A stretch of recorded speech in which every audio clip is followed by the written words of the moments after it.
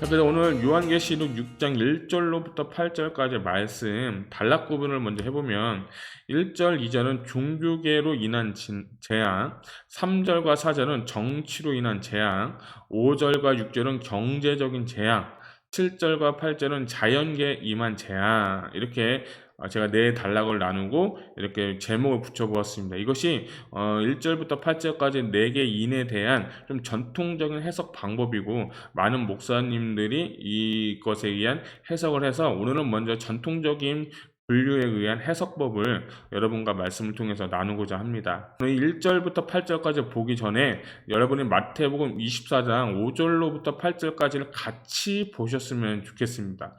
왜냐하면 마태복음 24장은 성경 학사들이 뭐라고 표현하면 소계시록이다 라고 해서 이 첫 번째 인부터 네 번째 인까지는 마태복음 24장 5절부터 8절까지와 유사한 말씀들이 있어요. 그래서 여러분들이 마태복음 24장 5절과 8절을 꼭 보시면 좋겠어요. 5절 보면 많은 사람이 내 이름으로 와서 이르되 나는 그리스도하여 많은 사람을 미혹하리라. 난리와 난리 소문을 듣겠으나 너희는 삼가 두려워하지 말라. 이런 일이 있어야 하되 아직 끝이 아니니라. 민족이 민족을 나라가 나라를 대적하여 일어나겠고 곳곳에 기근과 지진이 있으리니 이 모든 것을 재난의 시작이라. 아멘. 자, 이제 9절부터 또 하반부까지 보게 되면 이것은 다섯째 인과 또 여섯째 인, 일곱째 인도 포함되고 있는데, 오늘 말씀은 24장 5절부터 8절까지의 말씀과 오늘 요한계시록 6장 1절부터 8절까지의 말씀을 같이 비교하면서 보면 이제 재난이 시작되었다는 것을 여러분 눈으로 볼 수 있습니다. 자, 이제 1절과 2절 첫 번째 이인에 대해서 나오는데, 한번 제가 1절, 2절 읽어드리겠습니다. 내가 봄에 어린 양 7인 중에 하나를 떼시는데 그때 내가 들으니 내 생물 중에 하나가 우레소리같이 말하되 오라 하시기로, 이에 내가 보니 흰 말이 있는데 그 탄자가 활을 가졌고 면류관을 받고 나아가서 이기고 또 이기려고 하더라. 아멘. 1절에 보게 되니까 어린 양 7인 중에 하나를 뗐다고 했고, 그 떼는데 내 생물 중에 하나가 우레소리와 같이 말하되 이리로 오라 했다는 거죠. 여러분, 내 생물 우리가 요한계시록 4장과 5장에서 천상의 예배 때 내 생물에 대해서 말씀을 나눴습니다. 내 생물 중 하나가 이제 어린 양이 7인을 떼면서 큰 소리로 말합니다. 우레소리로 말하는데 2절에 보니까 흰말이 있다는 거죠. 흰말이 있는데 그 탄자가 활을 가졌고 면류관을 받고 나아가서 이기고 또 이기려 하더라. 자, 첫 번째 이는 특별히 이제 종교에 임한 재앙을 말하는데, 그래서 2절에 보게 되면 2절에 흰말은 거짓 선지자 또는 적그리스도를 의미한다고 볼 수 있습니다. 그래서 보니까 그 탄자가 활을 가졌고 면류관을 받고 나아가서 이기고 또 이기려고 하더라 라는 말이 있는 것처럼, 이 흰말은 거짓 선지자 또는 적그리스도를 의미하고, 이들이 하는 행동은 종교계에 나아가서 그 종교계, 특별히 기독교에 있는 그 재앙을 가지고 오는 사람이 누구냐? 바로 흰말을 상징하고 있습니다. 그런데 영적인 이 재앙이 먼저 일어나게 된다는 거죠. 이 말씀이 보니까 마태복음 24장 5절도 비슷한 말씀 있죠. 많은 사람이 내 이름을 와서 이르되 나는 그리스도라 하여 많은 사람을 미혹하게 하리라.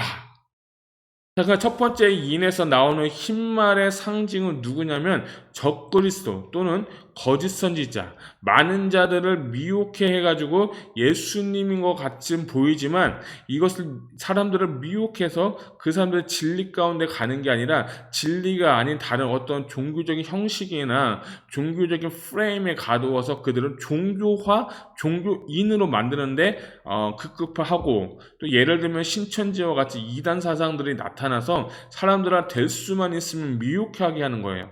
지금 우리가 이 첫째 인부터 넷째 인까지는 교회 시대라고 말씀했는데, 이 교회 시대의 흰말, 교회 시대의 거짓 선지자는 누굽니까? 어떻게 보면 우리 현실적으로 보면 이단들이 있고, 특별히 다른 종교들도 우리 가운데 영향을 주고야 되고, 특별히 우리가 보겠지만 교황 또는 콘스탄티노플 이후 로마 카톨릭이 역사적으로 볼 때 그러한 일들을 흰말과 같은 일들은 하였다는 것을 여러분 아셨으면 좋겠습니다. 또 하나는 이들이 갖고 있는 무기가 있는데 그 무기는 뭐냐면 활을 가졌다는 거죠. 그러나 주님은 검을 가진 거예요. 이 활로서 쏘는 것이 있는데 어떤 학자들은 이 활이라는 것은 이들이 쏘면서 사람들을 맞추고 미혹해 한다 이렇게 해석도 하시는 분이 있더라고요. 그들의 특징은 면류관을 받고 나아가서 이기고 또 이기려 하더라. 그렇지만 주님한테 질 수밖에 없는 사람들이 바로 적그리스도 또는 거짓 선지자로 볼 수가 있겠습니다. 자, 그래서 역사적으로 좀 보게 될 때 이 현상은 첫 번째로는 조직적 건물이 되었다는 거죠. 예배가 형식화되었고 또 열정도 사라지고 모든 것은 갖춰져 있지만 결국엔 예배 형식 때문에 열정도 사라지고 첫사랑이 잃어버렸다.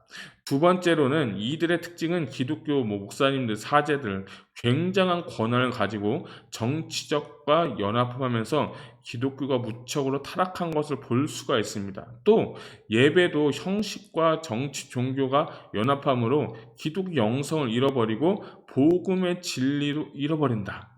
쉽게 표현해서 목사님들, 우리나라 따지면 목사님들이 정치적인 세력하고 결탁을 해서 자기가 얻은 이름을 드러내고 또 예배와 그런 형식들이 형식화되고 그 틀이 짜여지고 프레임이 있어서 그들에게 습관적인 신앙을 갖게 하고 수동적인 신앙을 갖게 해가지고 그들이 믿음을 잘 가지지 않게 한다. 더 나아가서 이들은 한 종교의 높은 사람이 전 세계를 통합하려고 하면서 진리를 없앤다는 거죠. 쉽게 표현하면 예수 믿는 것이 구원받는 것이 아니다. 다른 종교에도 구원이 있다. 즉 종교다원주의를 이야기하고 있습니다.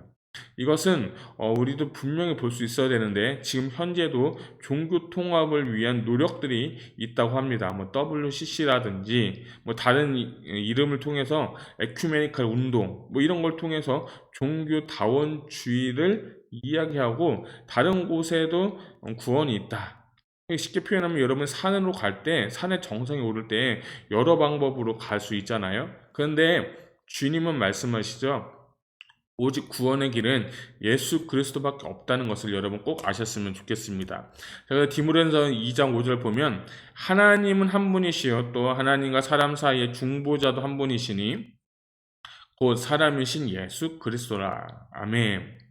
제가 드리고 싶은 말씀은 오직 예수님 외에는 구원의 길이 없다는 것을 여러분 꼭 아셨으면 좋겠습니다. 두 번째로는 사도행전 4장 12절 보면 다른 이로서는 구원을 받을 수 없나니 천하 사람 중에 구원을 받을 만한 다른 이름을 우리에게 주신 일이 없음이라 하였더라. 아멘.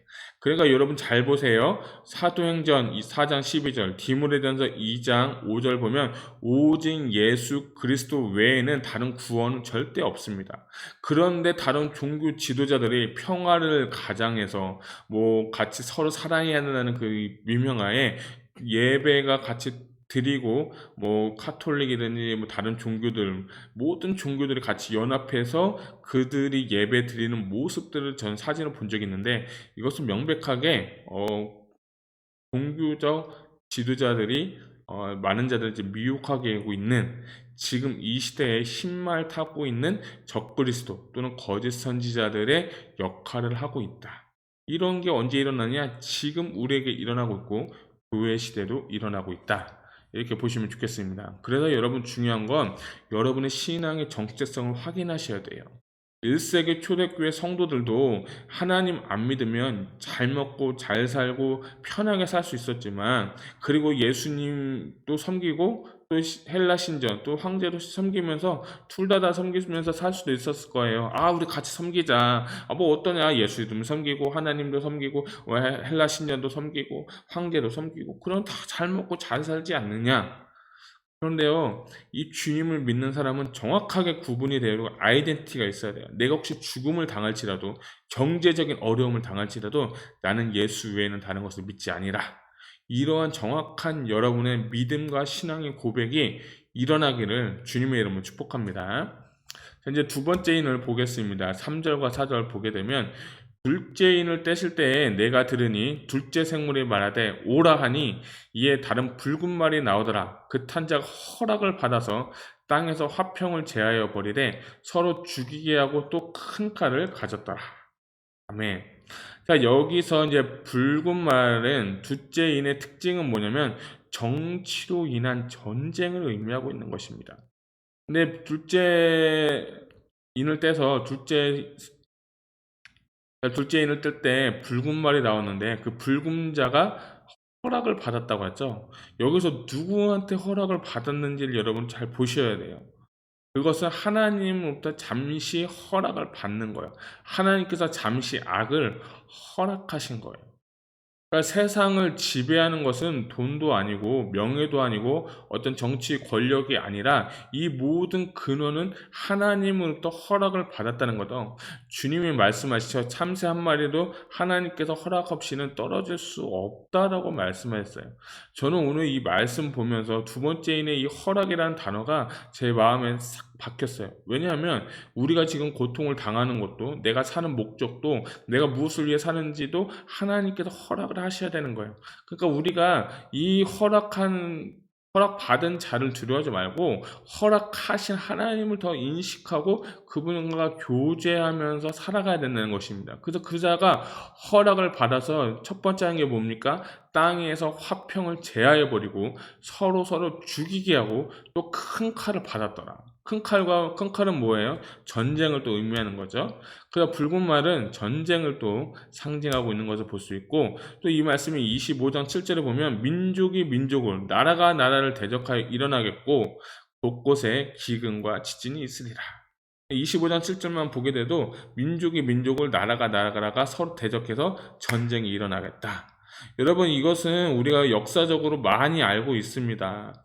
뭐 우리가 좀 더 쉽게 표현하면 우리 가까운 근래에 이라크 전쟁도 있었고 그리고 또 이스라엘 전쟁도 있었고 우리가 역사를 보게 되면 수많은 전쟁들이 있었고 초대교회 이후에 많은 전쟁들이 있었던 것처럼 교회 시대 가운데 이 두 번째 인 붉은 말이 나와서 하는 이 행동은 화평을 제하여 버리고 서로 죽이게 하고 큰 칼을 받아 서로 전쟁을 하는데 이 전쟁은 어떤 정치적인 전쟁을 의미하고 있다는 것입니다. 1차 전쟁, 세계 1차, 2차 전쟁도 보게 되면 정치적인 것에 의해서 또 그 서로 전쟁하고 있는 것을 볼 수가 있습니다. 그래서 이 붉은 말에 하는 일은 뭐냐? 전쟁을 가져오는 사람이다.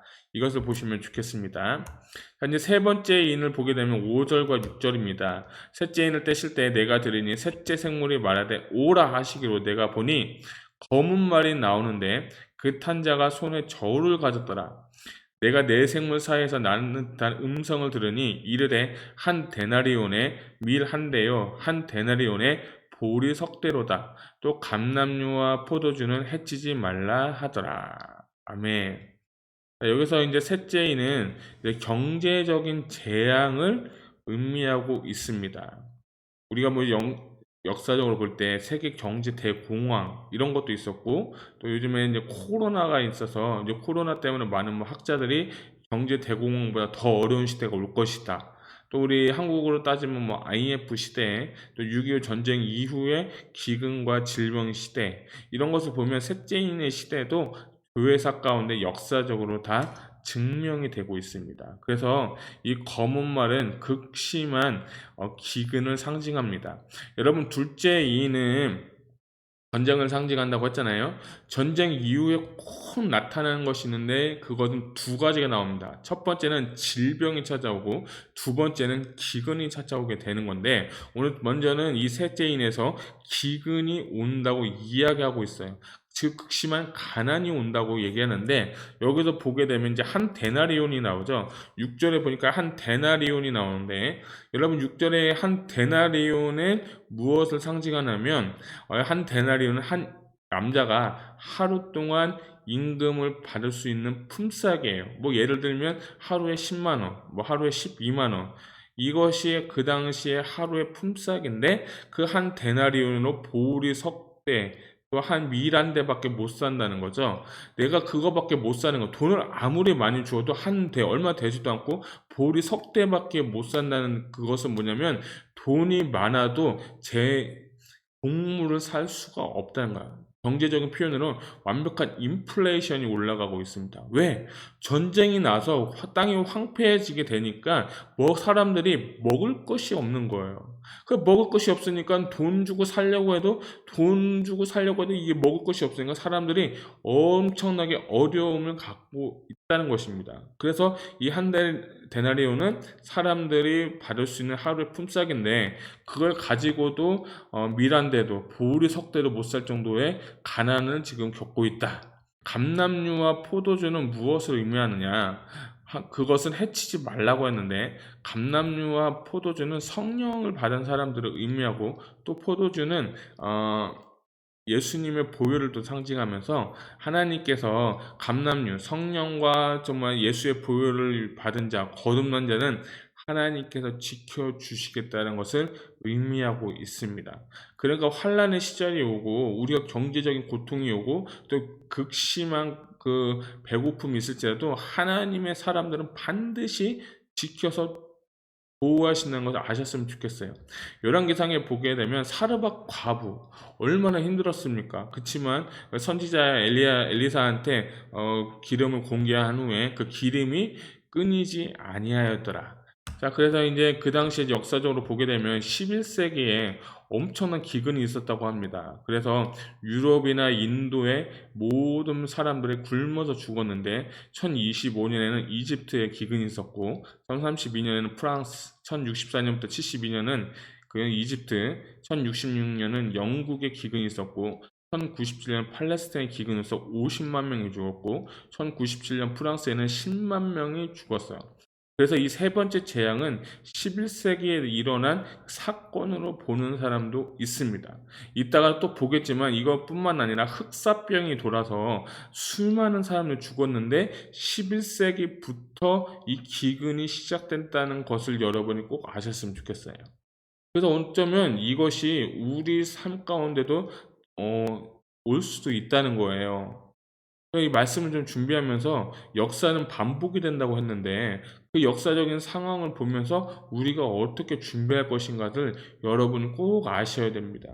저는 여러분께 두려움을 주거나 여러분은 공포심을 주려고 요한계시로 강의하는 것이 아니라 우리가 늘 말씀하죠. 위로를 주고 정체성을 확인하고 재헌신을 하기 위해서 우리 누구나 다 죽습니다. 하나님 부르시면 가야 돼요. 그런데 어떤 모습으로 갈 거냐? 저는 준비하기 위해서 이 말씀을 연구하고 여러분과 나누는 것입니다. 여러분 꼭 이 말씀 기억하셨으면 좋겠습니다. 자, 그 다음에 이제 넷째 인을 뗄 때 네 번째 인 7절과 8절에 보니까 넷째 인을 떼실 때 내 생물의 음성을 들으니 말하되 오라 하시기로 내가 보면 청황색 말이 나오는데 그 탄자의 이름은 사망이니 음부가 그 뒤를 따르더라. 그들이 땅 4분의 1을 권세를 얻어서 검과 흉년과 사망의 땅의 짐승들로서 죽이더라. 저는 이 7절, 8절 보니까 섬뜩하더라고요.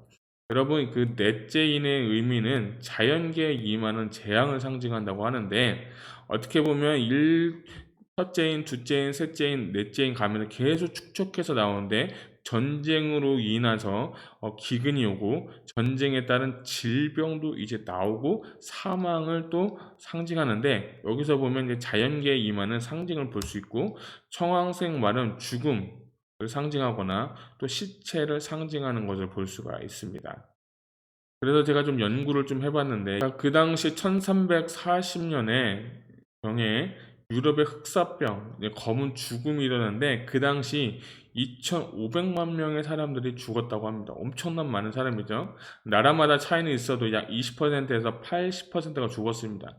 1400년대 인구가 4.5억 명이었는데 흑사병 이후에 인구가 3.7억 명으로 줄어들었고 거의 25%가 죽었고 그 유럽의 인구를 회복하는데 150년이라는 세월이 필요했다고 합니다. 그러면 이게 왜 퍼졌는가 보니까 쥐로 인해서 배를 타고 지중해 다 퍼져나갔다고 합니다. 그 쥐는 어디서부터 온 거면 동양에 특별히 중국에서부터 쥐를 타고 무역을 하면서 배를 가지고 무역하면서 이 쥐들이 몰래 유럽의 전역에 가서 흑사병을 가지게 되었다고 했어요. 그래서 그것 때문에 많은 사람들이 죽음을 당했다고 합니다. 그러니까 이 자연계에 임하는 제가 현상이라고 했는데 자연계는 뭐 우리 태양도 있고 달도 있고 나무도 있는데 동물도 자연계 중에 하나잖아요. 그 자연계에 의해서 이제 죽음이 계속해서 퍼져서 나가는 것을 볼 수 있어야 됩니다. 그래서 1, 2차 대전 때 1차 대전은 100만 명이고 2차 대전은 약 5천만 명이 죽었는데 그 당시 1340년경에 약 4억 5천만 명이 죽었어요. 엄청나게 많이 죽었어요. 그 당시에 인구는 약 8천만 명이라고 하는데 엄청난 사람들이 죽었다는 것입니다. 그다음 엄청난 재앙이고 제가 그림을 하나 드리면 첫 번째 제일 위에 그림은 유럽에서 흑사병을 경험한 중세 유럽인들은 최후의 심판 장면을 성당에 장식하고 하나님 나라에 들어가길 소망했다는 거죠. 마치 오늘 1세기 초대교회 성도들과 같이 예수 믿는 것 때문에 핍박당하고 어렵지만 여기 이 흑사병 때문에 우리 이제 죽게 되었구나. 이제 정말 정신 차리자. 기도하자. 하나님 나라에 들어가겠다고 그들이 그림을 그려가면서 자신들의 신앙을 표현했습니다. 또 왼쪽에 이 여자분들 3명이 나온 것은 흑사병 그 환자들을 간호하는 간호사들을 의미하고 또 세 번째 오른쪽에는 흑사병은 신비주의 영성과 순례 영성을 발전시켜서 그 당시에 이제 성당들을 많이 짓게 되었다. 이렇게 표현하고 있는 것처럼 요즘에도 코로나 때문에 많이 힘들으신 분들 계신데 제가 요한계시록 준비하면서 이 말씀들을 연구하면서 야, 지금 시대가 이런 시대구나. 1세기 초대교회와도 비슷하지만 이것들이 점점 우리 시대에서 보여줄 수 있구나. 역사가 지금 증명하고 있지 않습니까? 그렇기 때문에 중요한 것은 여러분들이 오늘 어떻게 재난을 준비할 것인가 라고 볼 수 있으면 좋겠는데 그 시작이 역사학자들마다 이런 얘기를 하고 있어요. 1340년부터 이게 흑사병이 시작되었는데 3년 전에 1337년도에 영국과 프랑스의 전쟁이 시작되었고 인플레이션, 기근, 전염병에 거기에다가 패스트가 생겨가지고 실제적으로 인구가 4분의 1이 죽었다. 그러니까 성경 말씀은 그대로 보긴다면 실제적으로 그냥 해석하지 않고 문자적으로 봐도 역사가 뒷받침해주고 또 과학이 뒷받침해주기 때문에 하나님의 말씀을 소홀하게 여겨서는 안 되는 것이에요. 첫째인부터 넷째인까지 나타난 역사적 배경들 사실들은 오늘 우리가 보면서 이런 일들이 우리가 사는 시간에도 우리가 사는 순간에도 나타날 수 있겠구나 하는 것을 여러분 아셔야 되는 거예요. 그럼 여러분 무엇을 어떻게 해야 될까요? 오늘 제가 드리고 싶은 말씀은 그럼 하나님께서 오늘 이 말씀을 통해서 우리에게 주시는 음성은 무엇입니까? 그냥 사람들을 미혹하고 두려움에 떨게 하는 것이 오늘 이 말씀일까요? 아니면 어차피 이제 주님 오시니까 아무것도 하지 말자. 마치 종말론적 신앙을 가진 사람들처럼 그냥 살자. 이것을 이렇게 해야 될까요? 절대 아닙니다. 우리는 우선순위를 반드시 정하고 하나님 앞에서 날마다 준비할 수 있는 자가 되어야 되는 겁니다. 마치 슬기로운 5처녀가 등불을 준비하고 예수님 오심을 기다린 것처럼 우리도 그런 삶을 살아야 되는 거예요. 역사적으로 배웠습니다. 말씀도 배웠습니다. 우리가 이제 무엇을 해야 되는 거예요? 준비하라는 거예요. 깨어서 기도하라는 거예요. 몸의 구속과 부활을 기다리라는 거예요. 주님이 오셔서 심판하실 그날을 기대하면서 우리가 순결한 정결한 신부가 되기를 주님 원하고 계신다는 겁니다. 그리고 그분께 우리는 예배하고 경배하는 것입니다. 그렇게 되는 삶이 되시기를 주님의 이름으로 축복합니다. 더 나아가서 우리가 다가올 것에 대해서 준비해야 되는 것입니다. 준비하는 자만이 천국에 들어갈 수 있는 것이고 하나님 나라에 들어갈 수 있는 것입니다. 사랑하는 성도 여러분, 오늘 요한계시록 6장 1절로부터 8절까지 재난의 시작이라는 제목을 가지고 여러분과 말씀을 나누었습니다. 여러분 첫째인부터 넷째인까지 여러분 어떠셨나요? 종교적으로, 또 정치적으로, 또 그러면 기근 없는 것 때문에 또 죽음, 이 네 가지의 그 상징이 오늘 여러분과도 확 새겨졌으면 좋겠어요. 그것을 저는 여러분들한테 공포를 주는 것을 원하는 것이 아니라 여러분이 준비하고 깨어 있어서 주님 오심을 기대하고 오늘도 하나님의 음성을 듣고 그 말씀대로 살아가려고 애쓰고 몸부림쳐서 하나님께 영광 돌리는 저와 여러분 되시기를 주님의 이름으로 축복합니다. 아멘.